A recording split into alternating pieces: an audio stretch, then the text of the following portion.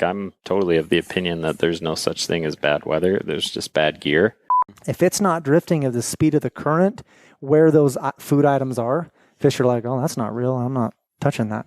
It's going to sit at the end of the Krispy Kreme conveyor belt with its mouth open, not moving in a Barca lounger. I'm wearing those waders, and I could not move. It was so funny. He's walking around like a penguin all day long. I look stupid.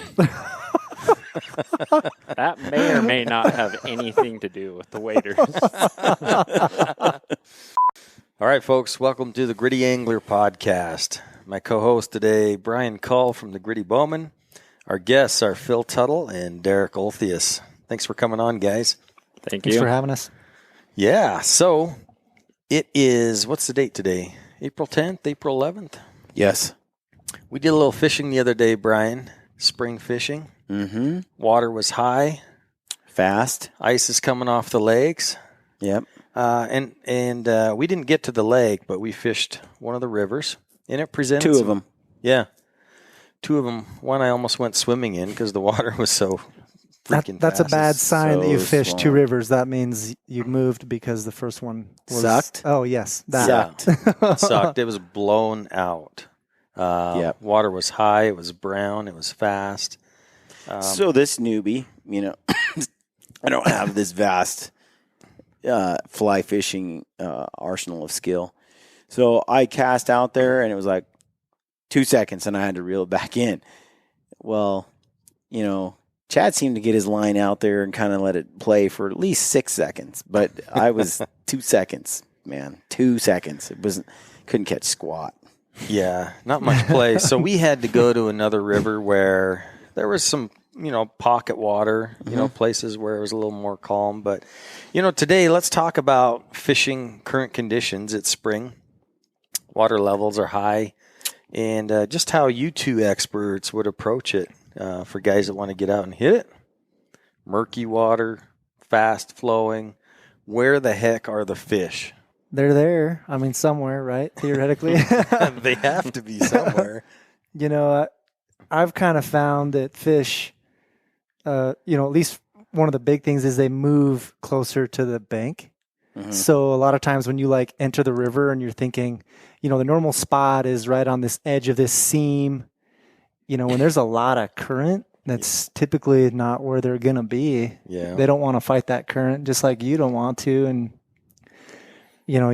just nymphing just basically straight upstream from you in water that's moving a lot slower right along the edge, you'd be amazed the fish you pick up right there, right on the edge. And, even in turbid water, fish are pretty amazing. They can pick stuff up. Even if you're going to nymph, you'll still catch some fish. I change it up where, normally you'd be fishing really small stuff in a river or whatever. I go big, go crazy big, a lot of crane fly larva patterns. This time of year, there's a lot of scour going on in the stream bed. So places that were muddy throughout the winter because of the previous year and low water, where, all the sediment had kind of settled.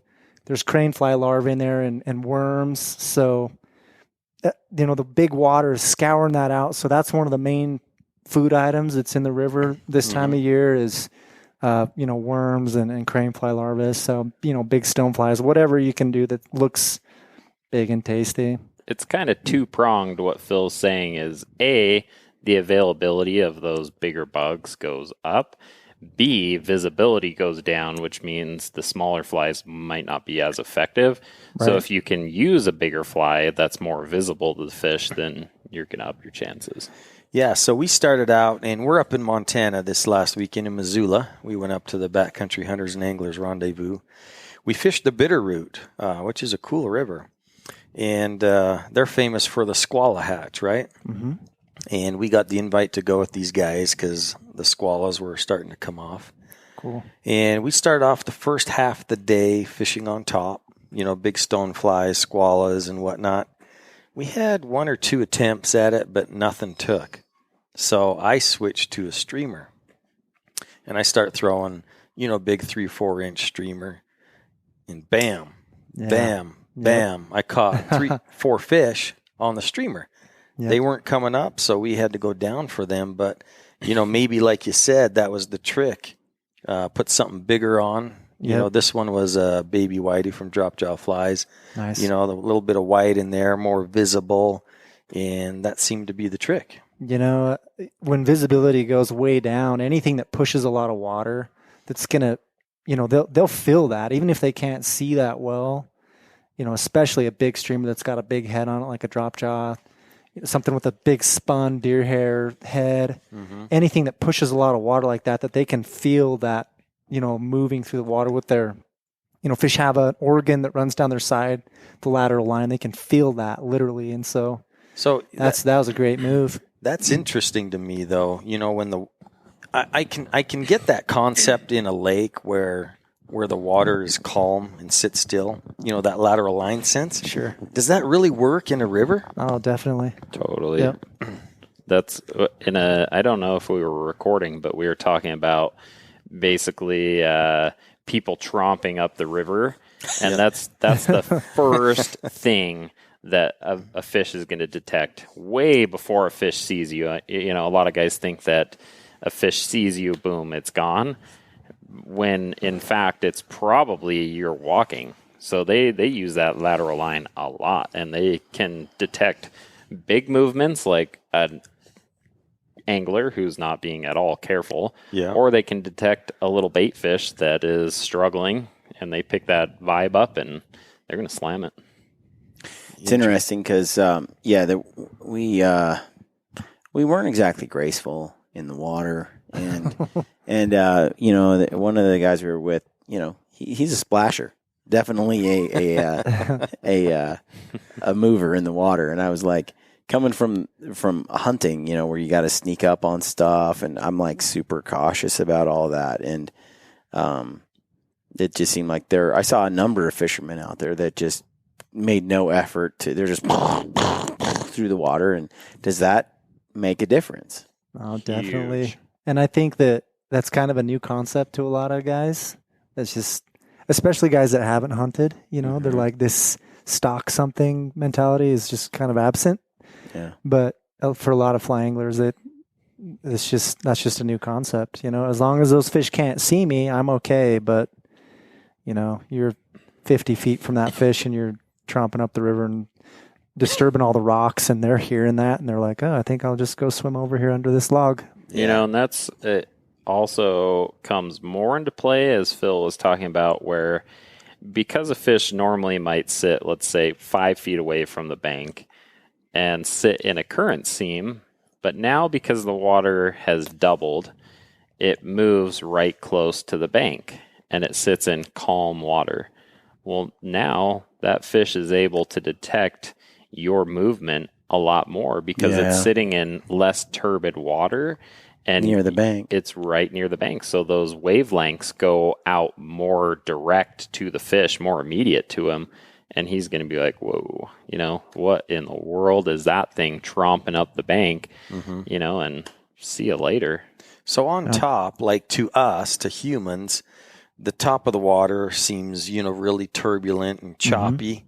But underneath where the fish are, it's a steady flow of water, right? Yes and no. There's kind of this stratification of flow as you get closer to the bottom. There's actually an almost dead spot just really close to the bottom.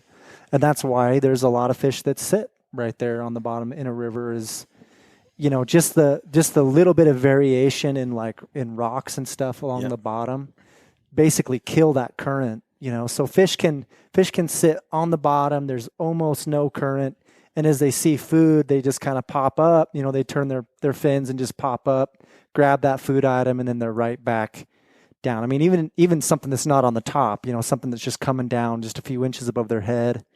So they'll sit right there in that little layer of, essentially no, I mean, there's current, but it's just a lot smaller than what there is just above that. So sometimes it's actually, there's a current that moves upstream. So behind, and you'd be surprised like how small of a rock can do it. If you're fishing in 5 feet deep of water, and there's a rock that juts off even a foot off the bottom, our buddy Gilbert Rowley, he did a film, Modern Nymphing, and they show some of the currents using a stake in the ground, and they put different like ribbons off of it to show like the top ribbon is just ripping in the current, and the bottom one is actually in some spots like going back upstream, and then it kind of gets fluttered down, and then it goes back upstream. And so there can actually be a reversal of current where that hydrograph is just like rolling along the bottom, and fish can almost sit there and not even fin at all, like Phil was talking about, and food just kind of swirls around in front of them. Yeah. Yep. Yeah. And so, sorry. No, I was just going to say, of course, fish would sit there because they really don't have to fight the current. Yeah. Less energy, and it's all about energy expenditure versus, food intake. Yeah. What I was going to say is, one of the problems with people when they're really like trying to get into nymphing, they're like, I want to catch fish nymphing under like, say, a strike indicator. And so they find a seam that they want to fish, and up here the current's going really fast, and kind of like you talked about, like, and they make a cast and their indicator's just ripping through the water column because that's the water on the top is moving really fast.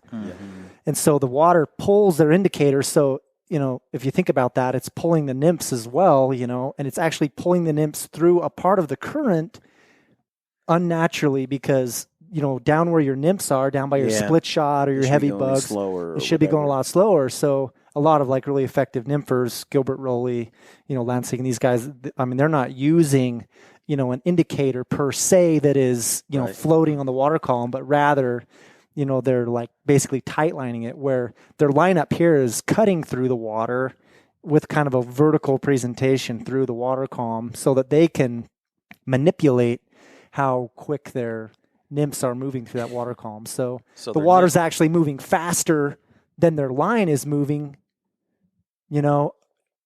downstream, but the nymphs are moving at the right speed. Yeah. And fish have this sense, I don't know what you'd call it, they can tell when something is not moving at the speed of the current, at drift speed, if you will.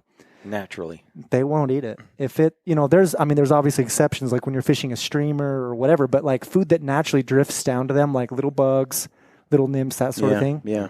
If it's not drifting at the speed of the current, where those food items are, fish are like, oh, that's not real. I'm not touching that. Yeah. Something that I think a lot of anglers fail to recognize is that fish are effective. They are essentially inherently lazy. A fish doesn't care about working out or any of that stuff.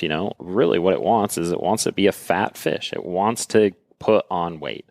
So where is a fish going to sit?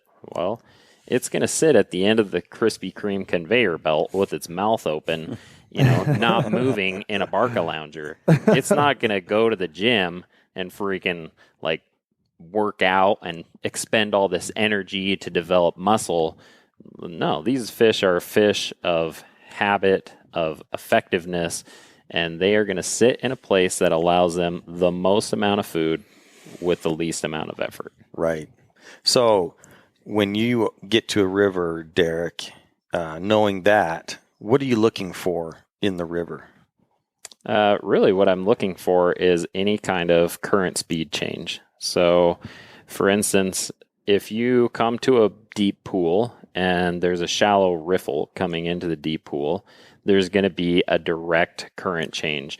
So if that water is 1 foot or 2 foot deep coming through that riffle, and then it hits a pool that's 6 foot deep, that current is going to kind of hit almost like a wave hits in the ocean, where it has pull on it, and it's going to tumble that water. So a fish is going to sit off of that shelf waiting for a meal to come because it can sit there and not expend a lot of energy, and the food just kind of drops over the shelf. Or, a riffle or an eddy or something, a current seam somewhere where there's some kind of a speed change and there's two currents, because the fast current brings them food. Yeah. The slow current allows them to sit there and do very little, And that fast current will occasionally kick out some food to them. And if they see something coming down the tube that's still in the fast water, all they need to do is move a few inches and they can pick up that food, and then they can slide over a few inches again and sit in a calm, easy current.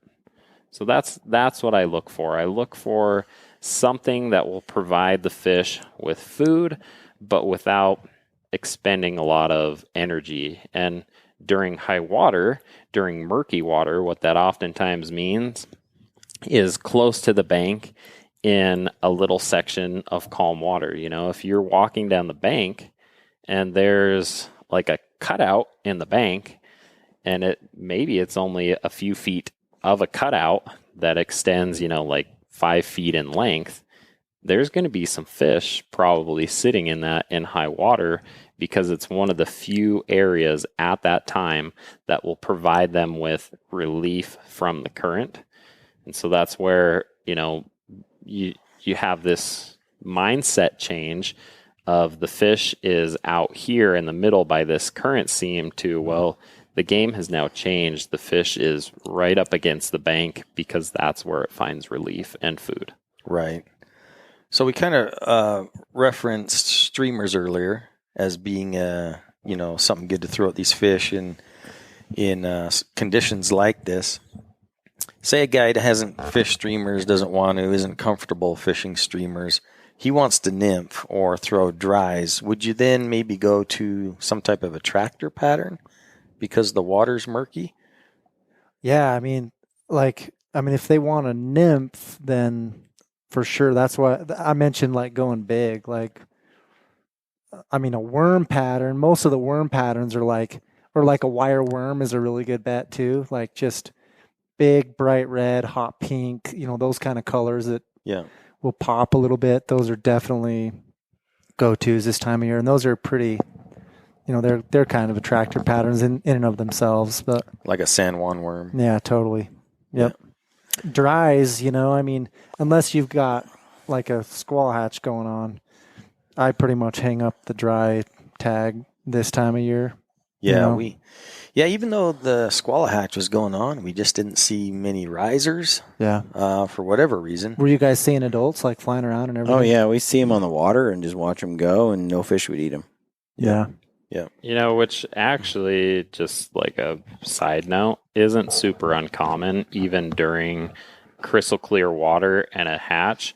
Yeah. It's just if a fish is sitting in the calm water at the bottom of the river, it's so much more effort to rise up through the water column, work through that faster water coming towards the top level, grab a dry fly, and move back down. Plus, it exposes itself to birds of prey and predators and stuff like that. And so the majority of fish, until the hatch has really begun and there's just like crazy amounts of food on the surface, are going to stay down deep because those bugs are still moving.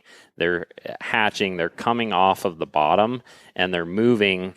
And so those fish still have the opportunity to eat the nymph down low without expending energy. Mm-hmm. And only when it's like, okay, there's not as many nymphs down here, I've got to make a change and go for these easy picking dry flies up here, then they make the shift. So, you know, the side note, I guess, is still like 95% of food items are going to be along the bottom. Yeah. And only during those opportunistic times are fish going to move to eat a dry. Yeah. Yeah. No, it makes sense. I've read that same statistic that, 90 to 95% of all fish eating happens underneath the surface. Right. Not on top of the water. It's fun to catch them on a dry fly, though. It is. Man. It's way fun. I want to have more success fishing dries just because it's so much easier to cast. And and to dry, see. Right? Like, I think I got a few bites, but I can, I don't know. I didn't set the hook or didn't react fast enough. But streamer fishing's fun, man. And usually it's not a subtle take. It's a harder hit, and that's a lot of fun.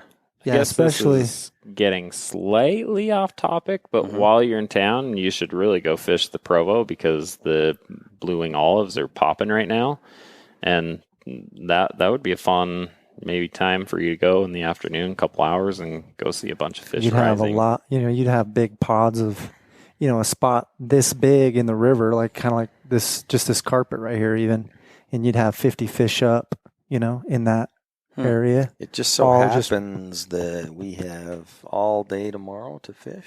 Right, Brian? Yes, we do. Nice. Yes, Chad, we do have all day. And that would be a great river to fish on. So I was using was I using a woolly bugger?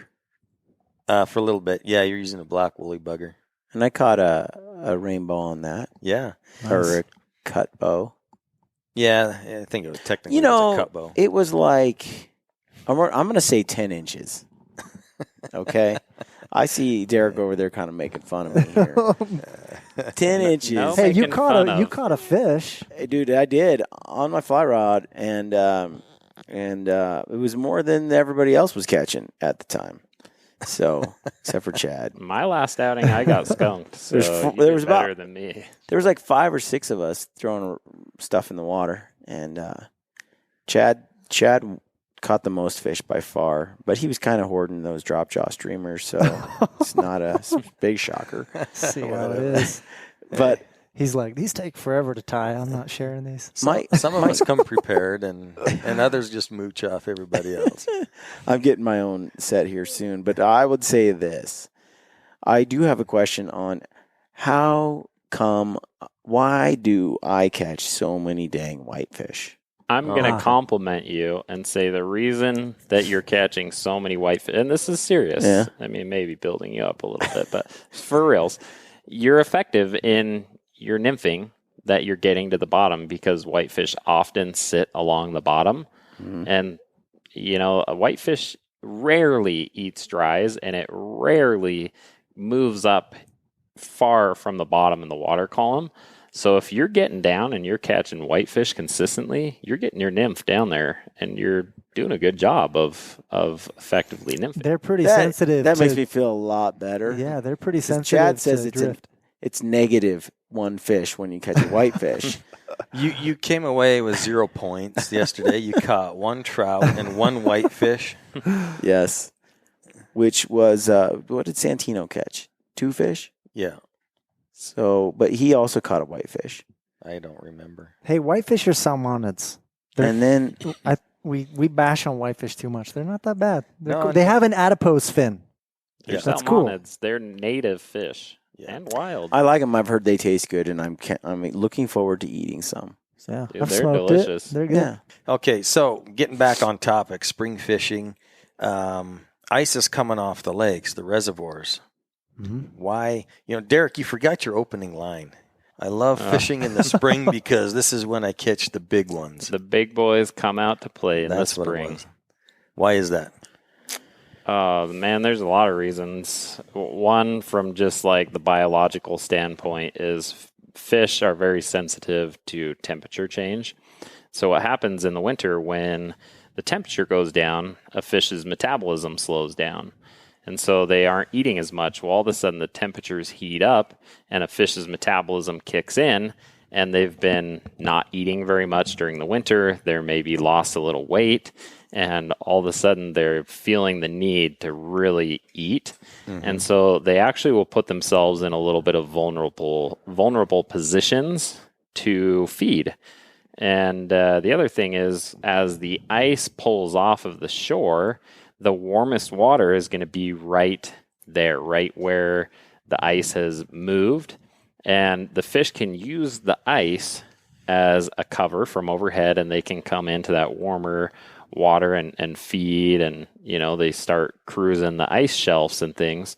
And so there's a lot of opportunity as fish move into that shallow water, as their metabolism kicks into gear. They still feel safe.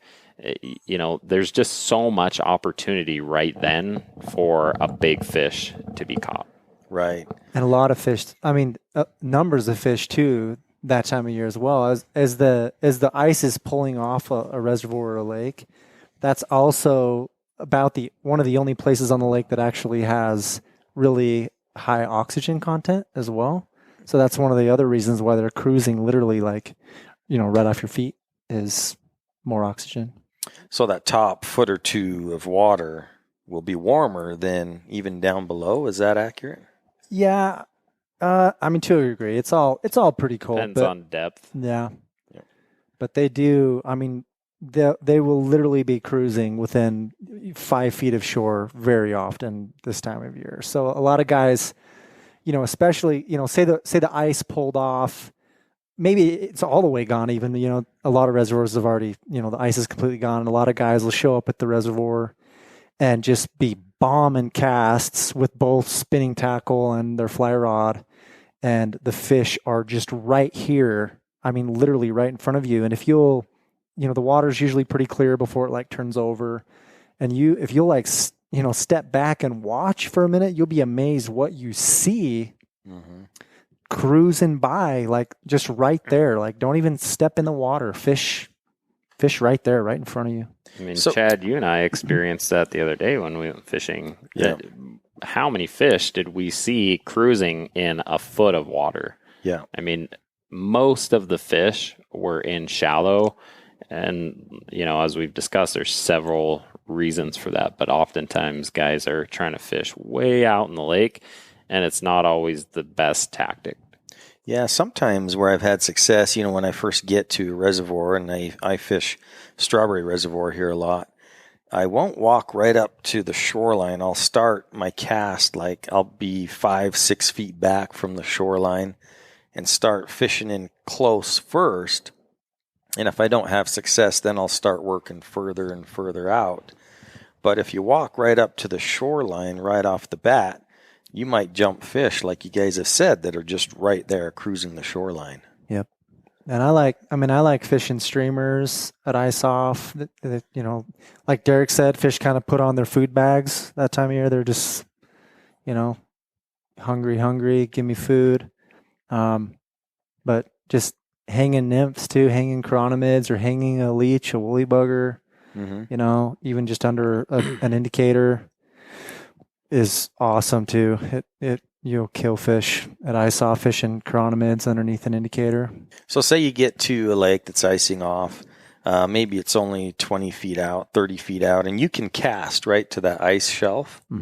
Are you trying to land your fly right at it or on the ice shelf and drag it off and have it fall into the water? How do you approach that? I kind of try everything. If there is if the ice is still there, but there's just a gap, I mean, I'll try that. Yeah, I'll cast right onto the ice and pull it off. And I've had a really good day like that. I haven't had tons of consistency doing that, but I have had a couple days where, for whatever reason, the fish were cruising like Derek mentioned, just right there on the edge of the ice, kind of hiding right under that edge. And it was actually like a tiger trout day. I was at a reservoir that had good tiger trout, and as I was pulling that streamer off the ice, then almost immediately, boom, fish were grabbing that streamer. But I've had a lot of luck too, casting, just kind of down the shoreline, stripping streamers back along the shore as well as the ice is just peeling off. Kind of the consistent message I'm getting here is spring is a great time for streamers. Big flies, fish are hungry, looking for a big meal. They're more visible. Yeah, they move water. They're feeling that, vibration of that fly coming through the water. So yeah, it's definitely a good option to throw a streamer. Doesn't always have to be big either. I mean, drop jaw flies work, especially for certain species of fish. If we want to, really get technical, a rainbow is going to eat that too. Not as much as like a cutthroat, like a Bear River cutthroat, but your smaller stuff, your mohair leeches and your any string leech, anything leechy, you'll consistently catch rainbows. And we're going to get into that on our next podcast, talking fish behavior. But that's something I've definitely noticed because I fish streamers more than anything else, and I'll catch 10 cutthroat to every one rainbow on a streamer. Where the population of cutthroat to rainbow are the same in a particular fishery, but cutties, browns, they seem to be more aggressive hitting streamers than rainbows. That's true. I mean, rainbows, you mentioned could talk about this in another podcast, but they, for whatever reason, they just like to eat bugs. Yep. More so than the brown or a lot of strains of cutthroat that have really made a niche for themselves as a predatory trout. What's the biggest cutthroat you've ever pulled in? My biggest is, I don't know, shy of 30. Derek's landed a couple over 30, but 30 inches, that is, not 30 pounds. Mm-hmm. But there's, And what's your biggest rainbow? I've caught a rainbow that was bigger. He's asking because he just saw a picture of it. I caught a. Well, Phil. Yeah, that's kind of a. Phil actually holds a lot of big rainbows. At one time, he had the catch and we never applied for it, but the unofficial catch and release record in Utah for rainbows. He caught a 34-inch rainbow on a mouse. Jeez, it's ridiculous. How much does a fish like that weigh? It varies on girth. Girth has a lot to do with it. A really skinny fish that's 34 inches might weigh as little as like 9 pounds. Yeah. A really thick, girthy fish might be over 20 pounds. So that fish, we were guessing, 17, 18 pounds. You guys amaze me. You guys have caught fish. I've seen pictures of both, different fish that you guys have never posted. And these are like world-class fish that you guys caught and just decided to keep to yourselves for whatever, which I really respect and admire. For guys that hunt, the fish these guys caught, it's like shooting over a 400-inch bull elk and never showing anybody, never telling anybody about it. It's ridiculous. It is strange. There's just kind of this, there's certain places that we have figured out, or whatever you want to call it. They're just kind of sacred places to us. Yeah. And we don't really, I don't really want or need the recognition from showing that off. And it's just a place that we just want to kind of keep to ourselves. So yeah, the cat's out of the bag now, so I might have to edit this out of the podcast, but anyhow, I respect you guys for that. At the risk, I guess, of what do we per se get out of posting that fish? It might be, a couple thousand double taps on Instagram or something, but yet there might be somebody who sees it and because of a background or whatever recognizes where it is, and then they tell their buddy and their buddy tells a buddy, and pretty soon we show up to the river and there's a bunch of people there. And, we've made that mistake in the past. And that's not to say that people shouldn't share. We don't want to, say don't share your best fishing places. But there's just certain places that we have put so much effort into that place becomes so sacred to us that it's not about the likes or anything. It's about, Phil and I, or Court and I and Phil together have found this place, and we just treasure going together. It's a time when we can put Instagram and social media aside and we're just there to hang out as homies, like we're just buddies on a fishing trip, and we kind of put away some of the cameras and whatnot. Well, and to touch on a previous podcast that we did together on how to catch big fish, those fish that I'm referring to that we're talking about, you just told me it was a 5-year journey for you, meaning you'd gone back to this place 5 years in a row. You'd struck out several times, right? Didn't even catch anything. Yeah, and I think that has a lot to do with it. Like the amount of work that went into it to make it happen. It's just, it's like Derek said, it's just kind of too sacred to then chance. Yeah. I don't know. A lot of sweat, a lot of effort, a lot of heartache. Yeah. And then it finally paid off. And a lot of that was due to spring conditions. Like sometimes we went and the rivers just weren't even fishable, like at all. They were just dangerous to fish. And so we had to go and find other waters.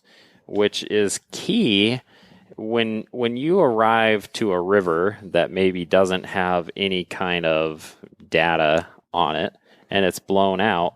The beautiful thing about nowadays, there's so many tailwater fisheries that are monitored by the government that you can just look up, Provo River flows, and U.S. data charts are going to come up and you can see real time what the river is doing. Mm-hmm. So you can actually go and say, you know what, we were on one river, like you guys said, you were in Montana, and you switched rivers, and you can find consistent places to fish in the spring when water's coming up because they're regulating flows, and any of those tailwater fisheries are a candidate for that consistent fishery during the spring. And that's something to consider. If you go to a river, it's blown out, you do everything that we're talking about, throwing streamers and bigger nymphs along the bank and in these places where the fish are going to hang out, and nothing is happening, don't be afraid to either think outside the box and do something completely different, or just say, you know what, this isn't going to happen today at this particular water. Let's jump ship. Let's go to a more consistent, more predictable river with flows, and let's try there with some of the tried and true spring techniques of, certain hatches like the blue wings that we talked about, or, whatever that might be. The other great thing about fishing this time of year is there's definitely not as many people out. There's a few, but a lot of people are, maybe they're just, the fishing's not as consistent, or the cooler temps, whatever it is, there's not as many people out. And so you have a lot more water to fish alone and, solitude. And that's a good thing. Just recently I was looking at some creel survey data with the aquatics manager in the southern region, Richard Hepworth. And he had a chart that was basically showing, how many anglers were on. They do these counts on these water bodies. This particular count was done on Otter Creek, great stillwater fishery in southern Utah, with a lot of great rainbow trout. Anyways, the chart was kind of showing month by month how many anglers were on Otter Creek. It's an annual, they survey anglers all the way for an entire year. And, there's this bar graph showing how many anglers is in each month. And April was one of the lowest. And it was second to lowest. Wow. For the entire year. And then below that graph was, the corresponding graph of catch rates for each of those corresponding months.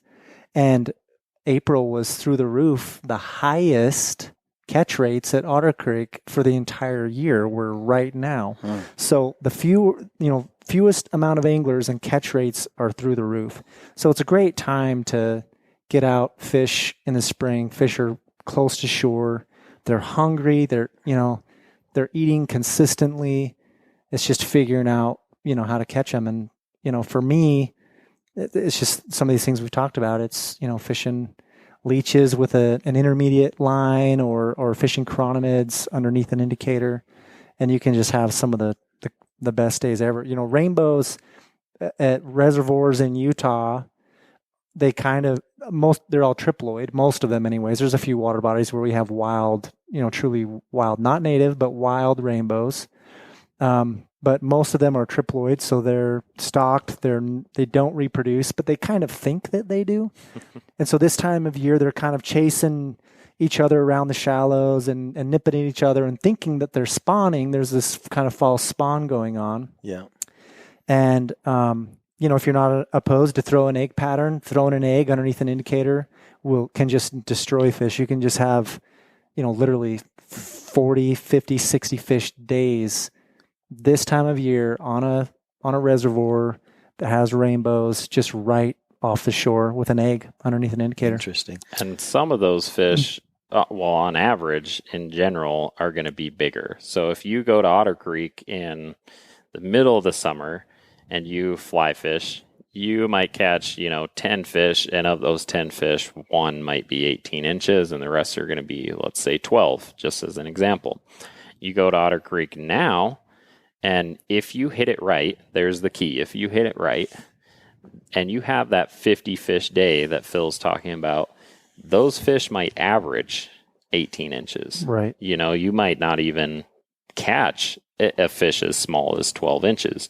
And you might see some fish that are 20, 21, 22, 23, 24 inches, Yeah. Just because those bigger fish move into that shallow water and they're going through a fall spawn or they're looking for food or, there's so many different reasons to bring those fish into the shallow water. But not only can your catch rate improve, but the sheer quality of the fish can improve greatly. That's a good point. Those numbers you just told me really surprised me because everybody knows spring is a great time to fish and catch big ones. I mean, the four of us here know it.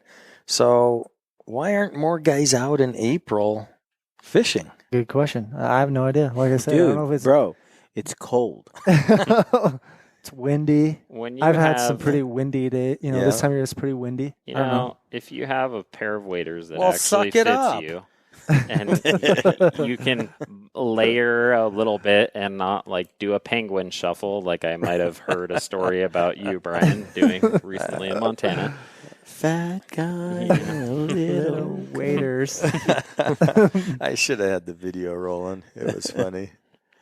But I mean, it is cold. I think a lot of people probably they look outside and they're like, I don't want to fish. I don't want to go outside, you know. But people who are gritty do. Well, I mean, hardcore guys right there. So this is probably your best time of the year to catch a big fish. Yeah. I mean, suck it up and go hit it, right? Oh, yeah. Layer properly. It comes down to gear. I'm totally of the opinion that there's no such thing as bad weather. There's just bad gear. And if you're geared up properly, like who cares? Who cares if it's cold? Throw some little hand warmers in your boots and some hot chocolate or whatever. That's another podcast to cover. Yeah, that one's coming too. We're going to do a gear review. What's in Derek and Phil's bag. And we're going to go through it, just to help you not only make the outing more successful, but more enjoyable, more tolerable, if you will. Yeah. One thing yesterday, when we were in Montana, it was cold hands. Got cold hands. But it's kind of like bow hunting. I don't like to wear gloves. I hate it. I can't handle it. So what do you do? I mean, there's fingerless gloves and things. For me personally, like if I can keep my core like really warm, like almost to the level of I'm too hot, then my hands don't get cold. Like, I mean, even if I'm like dipping in the water, maybe that's just because I'm used to it. I don't know. Do you feel the same way? I feel like if I keep my core warm enough, then sure, my hands will get cold, a little cold, but tolerable. I can just handle it.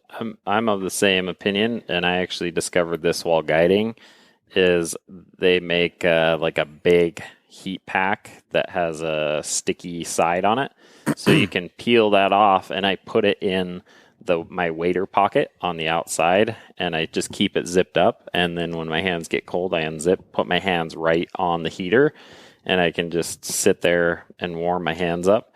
And as I'm walking throughout the day and things, I can just slide my hands back into that warm pocket and just heat them up. So you use real an fast. external heat source like a hot hands. Yeah. It's like a hot hands with a sticky side on it that I just stick right on the inside pocket. Yeah, they make the sticky side ones are typically the feet, and they stick in the bottom of your boots or something like that. Yeah. But you pull that sticker off and they'll stick wherever you put them. Well, guys, any other tips for spring fishing this time of year?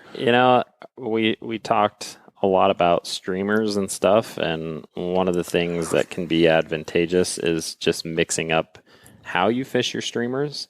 Yeah. So a lot of guys are used to just like down and across kind of swing, where other guys will throw straight at the bank, and just kind of mix it up a little bit. Maybe even try some techniques where you just drop it in a spot and you're not even per se stripping. You're just kind of teasing it around with your rod tip to keep it in that little pool, or try doing some nymphing with a streamer, acting like maybe a sculpin that's been dislodged off the bottom. And it's kind of disoriented and tumbling, you know. Yeah. Yeah. Don't a good point. don't be afraid to mix up your techniques a little bit, because if you are just swinging a streamer or something and maybe you're only penetrating the first like foot or two of the water column, the fish might not be willing to move or can't move that fast before the streamer's pulled out of play. So try a different technique that maybe will get it a little deeper, keep it in that zone a little longer, and give that fish a better opportunity. Because, you know, like we talked about earlier, if it's sitting real tight to the bank and there's really a small area that it can sit in and rest in that calmer water, then, you know, it has to act quickly, and maybe sometimes it can't get to your bug fast enough, even if it wanted to eat it. Yeah. No, totally agree. Yeah, the other day when we're on the Bitterroot, I gave it a 5 count, and, you know, a couple of the fish I hooked up, you know, they were down deep, and I let it sink for 5 seconds and then started stripping it and hooked some fish up that way. One of them, I cast it upstream and just let it do a dead drift right down into a pool like we were talking about earlier, and got hammered right when it just floated into the pool. I wasn't even stripping it. Nice. You know, one thing that I would mention too is this time of year, maybe your favorite river is blown out and you're struggling to catch fish or whatever, but there's probably some place within at least a couple hour drive. I don't know how, you know, far people are willing to drive to go fish, but there's probably some place fairly close. You know, Southern Utah is a good example where, you know, it's a lot warmer climate and water temps are already coming up, and you can go chase a species that maybe you've never even chased before, like largemouth bass, you know, in Southern Utah are just within the next couple weeks are going to be moving into shallow water. And, you know, fishing can be epic on a fly or not, whatever, just, you know, for a different species, totally different type of system, a warm water system. Yeah. So, Yeah, and who doesn't like a new adventure? yeah. All right, guys. Thanks for coming on the podcast. Good info. Right on. I loved gritty. it. Yep. Stay gritty. Yeah. Stay gritty. Stay gritty. Iceman Phil. Mr. Val Kilmer. Fellow anglers and outdoorsmen, let me share a quote with you. There is a delight in the hardy life of the open. There are no words that can tell the hidden spirit of the wilderness, that can reveal its mystery, its melancholy, and its charm. The nation behaves well if it treats the natural resources as assets, which it must turn over to the next generation increased and not impaired in value. Conservation means development as much as it does protection. Those wise words are from Theodore Roosevelt. Please remember that our right to fish depends on habitat. Let's be good stewards of our fisheries and fight to protect and preserve our public lands. Thank you for listening to the Gritty Angler Podcast. We appreciate your support and love hearing your feedback. As always, good luck on all of your fishing adventures and stay gritty.